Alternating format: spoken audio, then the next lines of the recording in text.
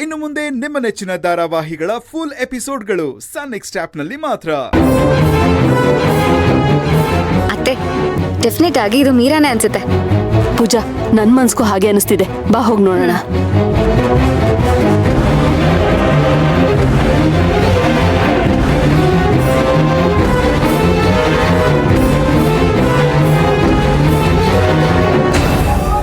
ಅಯ್ಯೋ ದೇವ್ರೆ, ಈಗ ಬಂದಿರೋಳು ಒಂದ್ ವೇಳೆ ಅತ್ತೆ ಫ್ರೆಂಡ್ ಮಗಳಾಗಿದ್ರೆ ನಾನು ಅನ್ಕೊಂಡಿದ್ದು ಯಾವುದು ನಡೆಯಲ್ಲ. ದೇವ್ರೆ, ಬಂದಿರೋದು ಶಾಲಿನಿನೇ ಆಗಿರ್ಲಪ್ಪ. ಬಂದಿರೋದು ಮೀರಾನೇ ಆಗಿದ್ದಿದ್ರೆ ಅಜ್ಜಿ ಹೇಳ್ದಾಗೆ ಅವಳೇ ಅರ್ಜುನ್ ಮಾವನ ಅಸಿಸ್ಟೆಂಟ್ ಆಗ್ತಾಳೆ.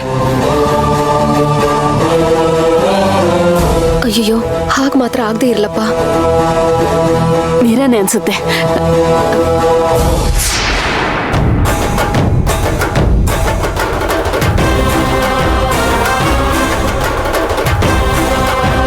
ಅದಕ್ಕೆ ಯಾಕೆ ಅಷ್ಟೊಂದು ಟೆನ್ಷನ್ ಆಗಿದ್ದೀರಾ? ಬಂದಿರೋದು ಮೀರಾ ಆಗಿರ್ಲಿ, ಶಾಲಿನಿ ಆಗಿರ್ಲಿ, ಯಾರಾದ್ರೇನು ಅರ್ಜುನ್ಗೆ ಅಸಿಸ್ಟೆಂಟ್ ಆಗಿ ವರ್ಕ್ ಮಾಡ್ತಾರಷ್ಟೇ ತಾನೇ. ಅದ್ರಲ್ಲೇನಿದೆ? ಬಂದವಳು ಬರೀ ಅಸಿಸ್ಟೆಂಟ್ ಕೆಲ್ಸಕ್ಕೆ ಮಾತ್ರ ಆಗಿದ್ರೆ ನಾನು ಯಾಕೆ ಇಷ್ಟೊಂದು ಟೆನ್ಷನ್ ಮಾಡ್ಕೋತಿದ್ದೆ ಭಾವ? ನಾನು ಸೆಲೆಕ್ಟ್ ಮಾಡಿರೋದು ಶಾಲಿನಿ ಅರ್ಜುನ್ ಸರ್ಗೆ ಜೀವನ ಪೂರ್ತಿ ಜೊತೆಯಾಗಿರ್ಬೇಕು ಅಂತ.